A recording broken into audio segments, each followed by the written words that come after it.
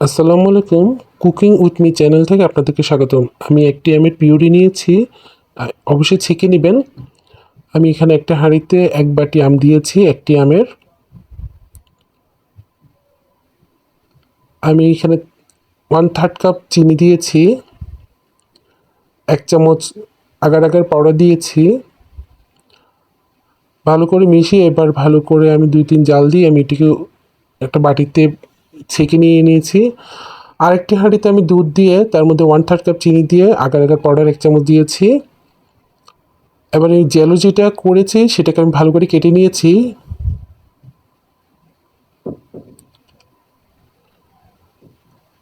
আমার জেলোটা অনেক সুন্দর হয়েছে। আমি দুধটা ছেঁকে নিচ্ছি একটি বাটিতে, দিয়ে যে জেলো পুডিংটা বানিয়েছি সেটা সাদা দুধের পুডিংটার মধ্যে আমি দিয়ে দিব। এটা কিছুক্ষণ বাইরে রাখবেন, যখন একটু বসে যাবে তারপর ফ্রিজে ঢুকাবেন এবং ঠান্ডা ঠান্ডা এটা পরিবেশন করবেন। খেতে এবং দেখতে আমি ঈদে এবং অতিথি আপ্যায়নে এই ধরনের রেসিপি, এই ধরনের ডেজার্ট আপনারা পরিবেশন করে দেখাতে পারেন বা খাওয়াতে পারেন। আমি দুইভাবে কেটে দেখাচ্ছি।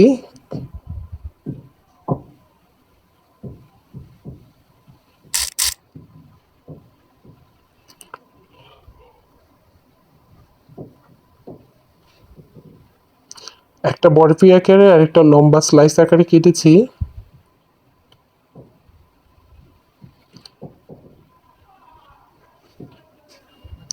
ঈদে অথবা যে কোনো অতিথি আপ্যায়নে আপনারা এই ধরনের ডেজার্টগুলো পরিবেশন করে খাওয়াতে পারেন এবং দেখলেও অনেকে খুশি হবে।